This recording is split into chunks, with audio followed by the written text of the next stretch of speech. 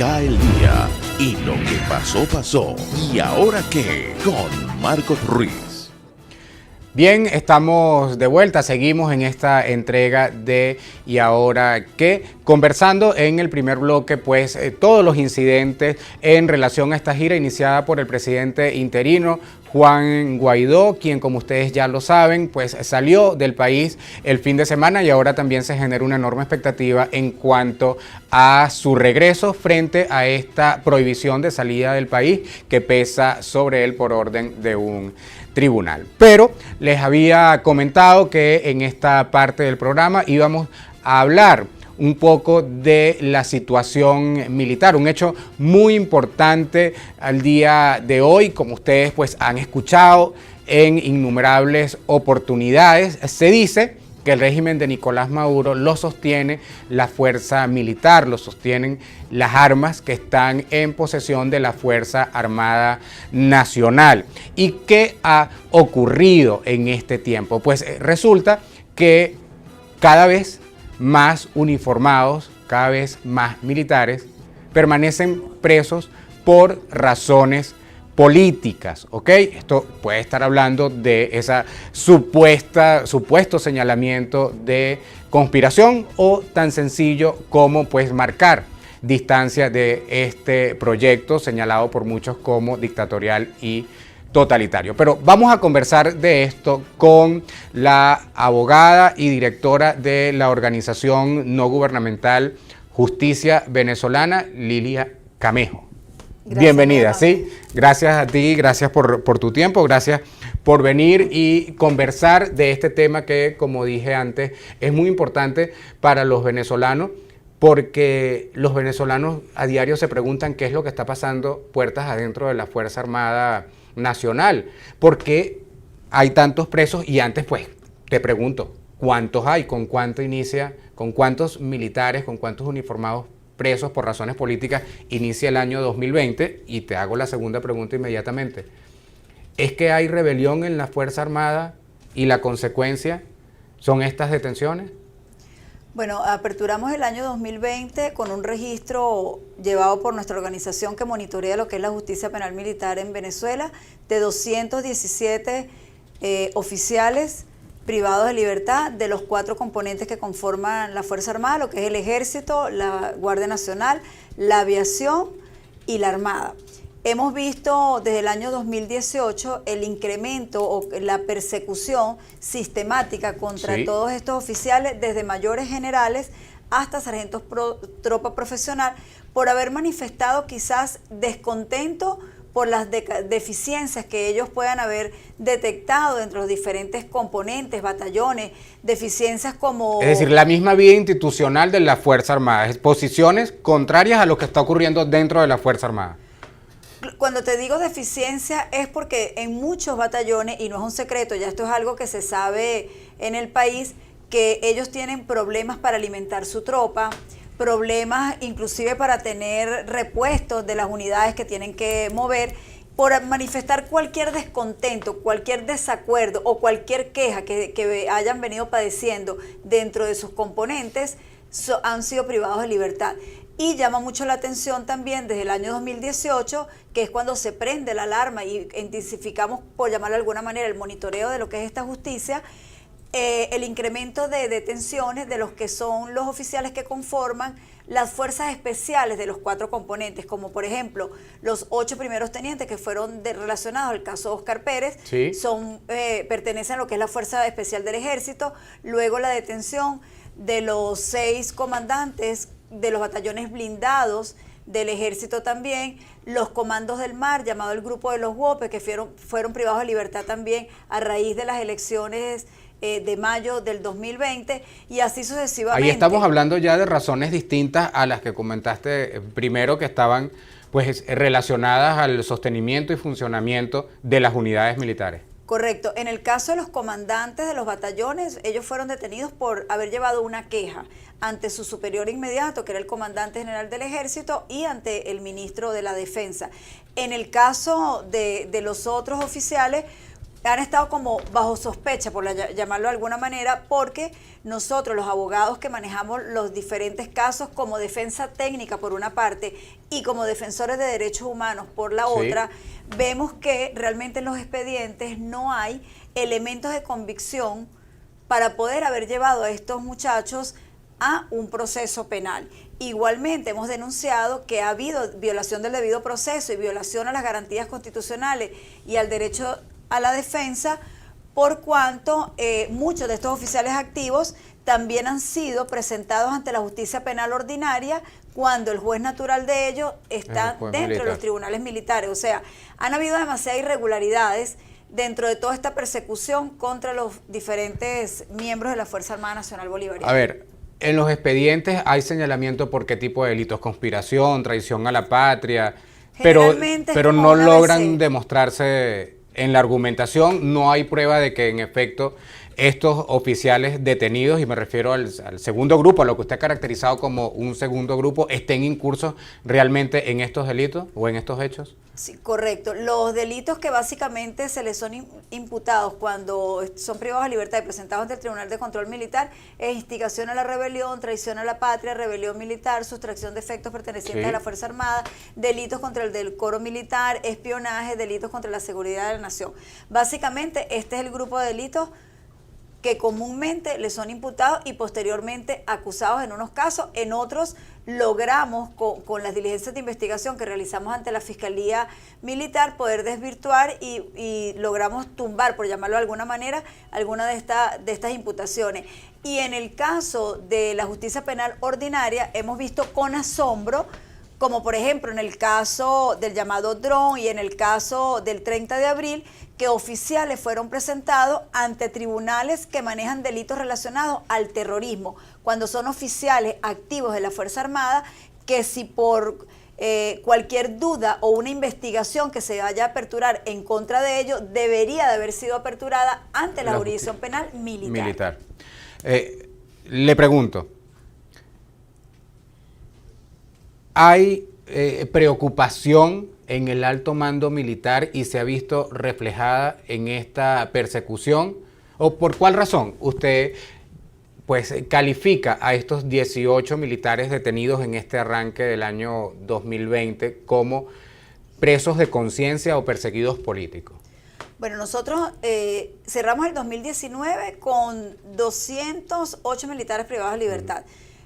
Se aumenta la suma por la detención de los oficiales dentro de donde está el comandante del batallón de Selva, el batallón 531, que fue asaltado en días pasados. Ellos fueron presentados en el Tribunal de Control Cuarto de Terrorismo en la jurisdicción penal ordinaria, conjuntamente con 2 tenientes y 3 sargentos. Por eso aumenta la cifra.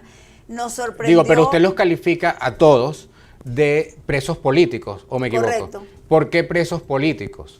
Porque realmente no hay elementos de convicción donde uno pueda determinar en la investigación que estos oficiales hayan cometido delito alguno. No hay pruebas que lleve la Fiscalía Militar para poder acusar a todos estos oficiales, como por ejemplo el caso del mayor general Miguel Rodríguez Torres. Al mayor general Miguel Rodríguez Torres le imputaron inicialmente 4 delitos: delitos contra la seguridad de la nación, espionaje, instigación a la rebelión e instigación al motín, cosa que es contrario, porque o instigas a una rebelión o instigas a un motín. Inclusive el delito ni siquiera se configura. Logramos en la investigación, porque yo formé parte de la defensa en ese momento del mayor general, logramos desvirtuar ante la Fiscalía Militar que él no había cometido ninguno de estos delitos, y a pesar de ello quedó privado de libertad, acusado solamente por instigación a la rebelión. ¿Y cuáles son las pruebas que lleva el fiscal al proceso? Los programas, las entrevistas que el mayor general daba o dio a los diferentes medios de comunicación y lo que él escribía en sus redes sociales, llamando a un entendimiento, a un diálogo y a que debería mantenerse la democracia y una estabilidad en el país. Entiendo, porque además conozco su trabajo desde hace muchos años, vinculado a otras organizaciones también de la sociedad civil. El interés por mantener quizás el acento puesto sobre lo técnico, lo jurídico. pero yo necesariamente debo preguntar o insistir en algo. Si como abogada se ha dado cuenta de la carencia de elementos de convicción que en efecto prueben que estos oficiales detenidos hayan cometido los delitos que allí aparecen imputados, ¿cuál es la explicación? ¿Hay miedo en el alto mando militar? Obviamente tiene que haber miedo, porque lo que llama la atención es que todos estos oficiales son oficiales que están dentro de los primeros lugares, los más destacados de los diferentes componentes. Para que un oficial de la Fuerza Armada, sea cual sea el componente al cual pertenezca, esté dentro de los primeros lugares, como es el caso del comandante Marín Chaparro. ¿Y esos tienen tropas a su cargo? Claro, los comandantes. El sueño de un militar es llegar a ser teniente coronel y poder pasar la prueba para poder comandar. Eso es un logro dentro de la Fuerza Armada. Llegar a comandar no es nada fácil. Llegar a subir a los rangos superiores no es nada fácil. Muchas de estas situaciones quizás el ciudadano común no lo entiende porque lo desconoce, pero es muy cuesta arriba ascender dentro de la Fuerza Armada. Entonces, que estos oficiales estén dentro de los primeros lugares, hablo específicamente del caso del teniente coronel Marín Chaparro, que es el único oficial que ha sacado el mayor puntaje dentro de la Academia Militar. Ni siquiera Pérez Jiménez, que estuvo dentro del lugar número 1 como estudiante en la Academia Militar, sacó más puntuación como la ha sacado Marín Chaparro. Un oficial que es graduado en Ciencias Políticas, que es graduado en Derecho, que daba clases en la Universidad Central.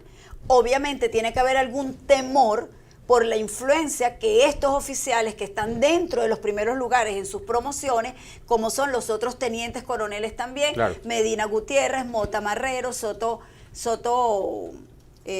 Peña Romero, son oficiales que están dentro de los primeros lugares. Tiene que haber un temor, porque ¿por qué los comandos del mar están privados de libertad cuando son muchachos entrenados inclusive en el extranjero? Todos estos oficiales fueron entrenados y enviados por el gobierno venezolano a entrenarse en los Estados Unidos, en Cuba, en Alemania, en Inglaterra. Claro. O sea, se ganaron el haber sido enviados a hacer estudios superiores y específicos en el extranjero. ¿Justicia venezolana ha podido constatar las condiciones en que se encuentran detenidos estos militares? Bueno, recuerda que hay diferentes sitios de reclusión aquí. Lo que son las 3 cárceles militares, como es Ramo Verde, ubicada en el estado Miranda, La Pica en Monagas y Santa Ana en el Táchira, allí no hay tanto inconveniente en lo que es el sitio de reclusión. Ellos tienen 3 días de visitas para la familia. Los abogados podemos ir de lunes a jueves, igual aquí en Ramo Verde.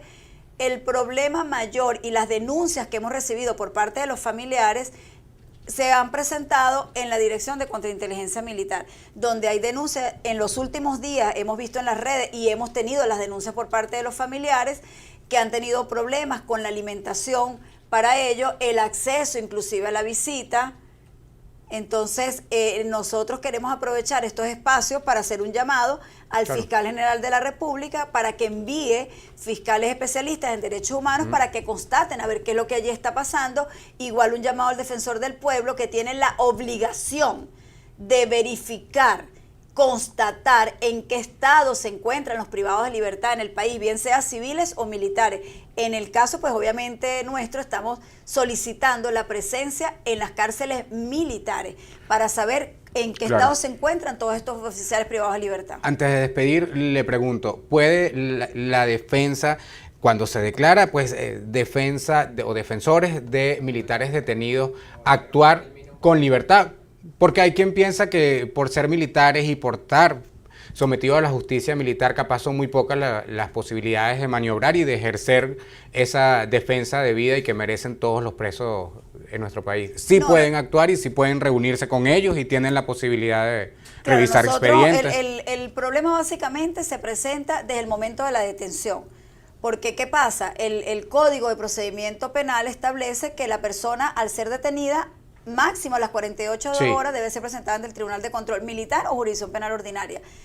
Ahí es donde está el problema de la incomunicación. Ya luego que ellos son presentados al Tribunal de Control Militar, nosotros sí tenemos acceso y tenemos acceso a hacer una defensa como la queramos hacer dentro de los parámetros de respeto y de la legalidad, obviamente, y nosotros como defensa privada en las audiencias hacemos las denuncias de torturas, tratos crueles, inhumanos y degradantes cuando vemos y observamos que los privados de libertad llegan golpeados. Bien, es un tema que en efecto no es exclusivo de la justicia militar. Vemos incluso que aquí hay una etapa en la que uno no puede más que calificar de desapariciones forzosas estos procesos de detención. Ningún organismo de seguridad se hace responsable de haber practicado esa privación de libertad. Luego son presentados en esas audiencias de presentación, valga la redundancia, sin la posibilidad de juramentar un testigo, una defensa, un abogado particular. Pero bien, son las cosas sobre las que desde aquí y reitero mi agradecimiento y además los espacios de Caraota Digital a la orden para seguir visibilizando este trabajo de documentación y de acompañamiento a víctimas que Lilia has hecho desde hace muchísimo tiempo. Perdona lo breve, el tiempo pasa volando, pero como te digo, seguimos a la orden en Caraota Digital. A ustedes muchísimas gracias por acompañarnos en esta entrega de Y Ahora Qué. Nos vemos mañana.